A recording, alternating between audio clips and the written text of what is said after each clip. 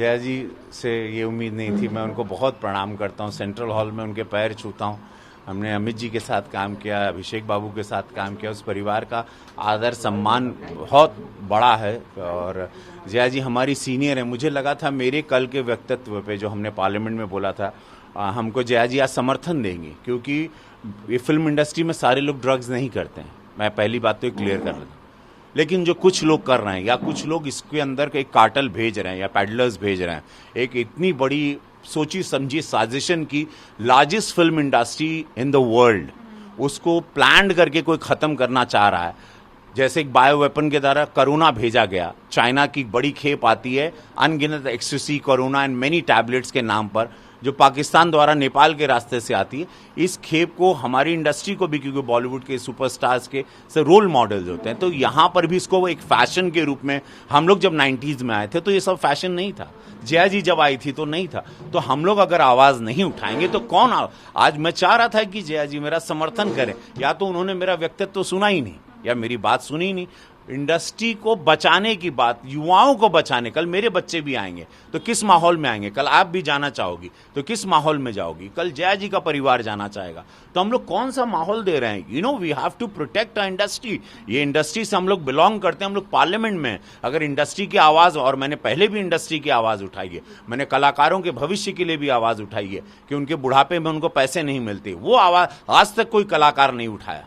तो अगर हम ये आवाज उठा रहे हैं तो मैं चाहता था कि मेरे सीनियर्स, उनकी पार्टी अलग है, देखिए उनकी विचारधारा अलग है। मेरी पार्टी भारतीय जनता पार्टी, हमारी विचारधारा है गंदगी को देश से साफ करना।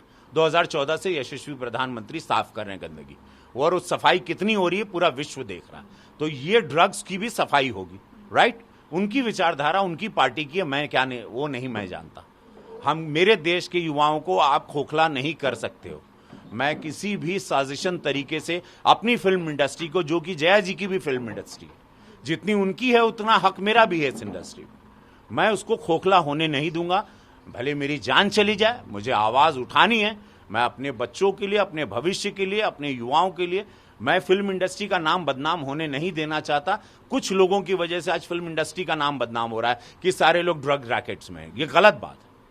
कुछ लोग हैं, लेकिन उनकी भी कमर तोड़नी है। जो कुछ लोग हैं, एक भय पैदा करना, वो सारे सप्लायर्स को, वो सारे ड्रग माफिया कार्टल्स को, जो अंदर ड्रग सप्लाई कर रहे हैं और हजारों करोड़ रुपया कमा रहे हैं। ये कई हजार करोड़ का बिजनेस है, कई सारे माफियाज इसमें जुड़े हुए हैं, and we have to really take care. और इसीलिए कल मैंने पार्लियामेंट के पहले दिन ये मेरी आवाज गूंजी, और मुझे समर्थन मिलने के बजाय मुझे इस तरह से जलील किया गया। देखिए, एसएसआर की डेथ के रीजंस भी ड्रग्स से रिलेटेड आ रहे हैं, राइट। कहीं ना कहीं एडिक्शन रहा, तो कौन ये भेज रहा है, कौन इजीली सप्लाई कर रहा है, मैं उनकी बात कर रहा हूँ। मैं अपने एक्टर्स तो बहुत एक भोली कौम होती है, कलाकार होते हैं, बट उनको कौन टेम्प्ट कर रहा है, कौन इजीली पहुंचा रहा है, वो पेडलर्स को पकड़ना, वो कार्टल्स को पकड़ना, कौन ऐसी पार्टीज करवा रहा है, उनको पार्टीज को रेड करनी है। NCB has to watch all that कि कई हजार करोड़, बिकॉज शायद कई महंगी चीजों में लोग बेचते हैं। Who's planning, which country is planning to destroy our film industry, which is the largest in the world? इतने कई हजार करोड़ का हम लोग की फिल्म इंडस्ट्री का बिजनेस था, आज उसको तोड़ के खत्म कर दिया गया। किसने फिल्म इंडस्ट्री पर यह वार किया? कौन साजिशन हमारी फिल्म इंडस्ट्री को खत्म करना चाह रहा है? ये भी तो हमारी सरकार की चिंता है। तो डेफिनेटली मैं सरकार का सांसद हूं और मैं फिल्म फ्रेटर्निटी से बिलोंग करता हूं, तो ये मेरी आवाज उठेगी और मैं ये आवाज बताऊंगा कि कौन साजिशन हमारी फिल्म इंडस्ट्री को खत्म करना चाह रहा है।